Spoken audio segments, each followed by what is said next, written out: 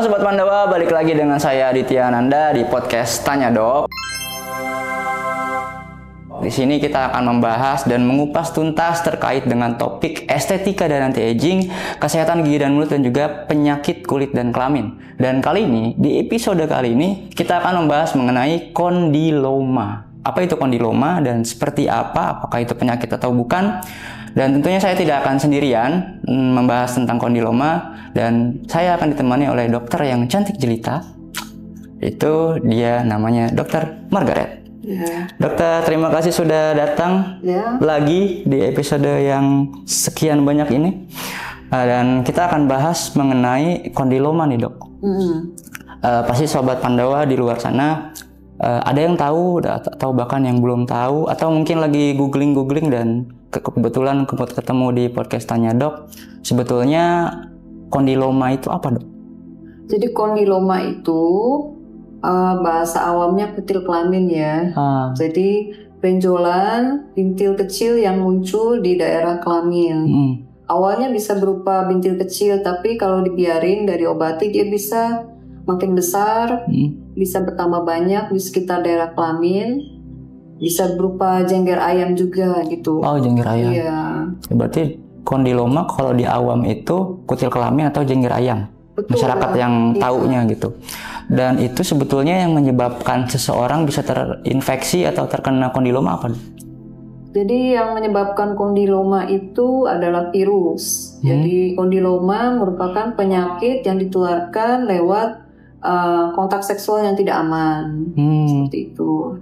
Jadi kalau suka berganti-ganti pasangan, terus tidak memakai pengaman waktu hubungan seksual, itu bisa menjadi faktor risiko yang tinggi untuk penularan. Berarti bisa kemungkinan laki-laki dan perempuan pun sama terkena? Sama, jadi bisa laki-laki sama perempuan terkena kutil kelamin. Oh, oke. Berarti penyebab utamanya apakah hanya melalui hubungan seksual atau ada hal lain, Dok? Sebagian besar sih lewat kontak seksual ya.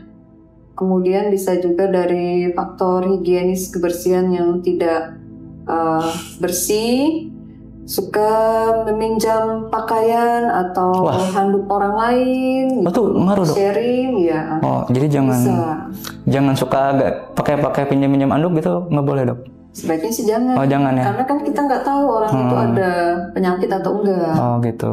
Berarti kalau pinjam sebentar gitu habis renang atau apa nggak boleh, Dok? Takutnya kena ya. Karena belum tentu semua orang sehat ya, Dok kan? Iya, belum tentu semua orang yang kelihatannya sehat benar-benar sehat. Benar. Yang kelihatannya sehat belum tentu benar-benar sehat. Iya. Berarti kan itu tadi beberapa penyebabnya, Dok. Untuk cara mencegah supaya kita itu tidak terkena kondiloma, dokter ada tips barangkali? Untuk pencegahan, pertama jaga kebersihan daerah genital ya. Kemudian juga hindari kontak seksual yang tidak aman, hindari berganti-ganti pasangan, terus kemudian vaksin untuk mencegah kondiloma atau kutil kelamin itu bisa diberikan dari usia muda ya.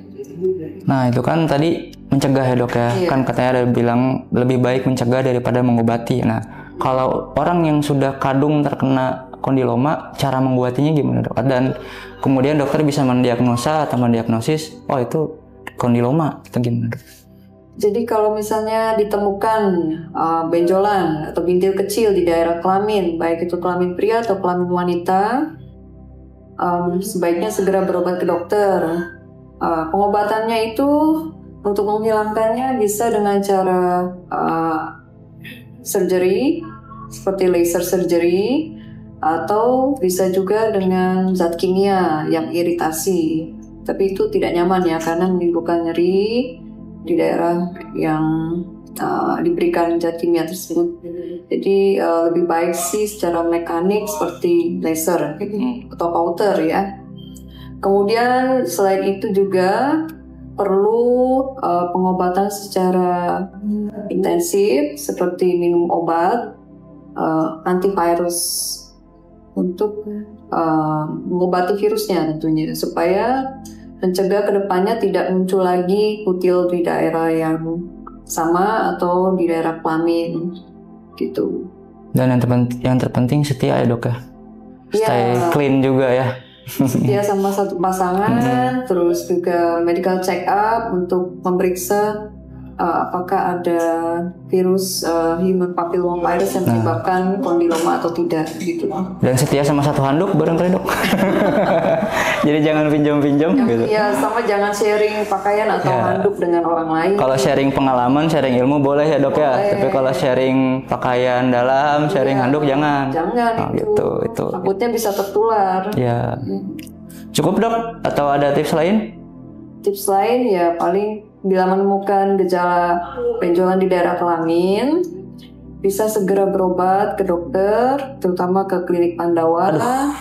Kemudian juga masuk sebagai pencegahan vaksin. Nah, berarti kalau yang sudah dari Sobat Pandawa atau teman-teman yang lagi nonton podcast Tanya Dok sudah menemukan gejala-gejalanya atau keresahannya, aduh kayaknya saya kena nih, atau saya kena penyakit ini nih, langsung saja konsultasikan dengan dokter kami di Klinik Utama Pandawa.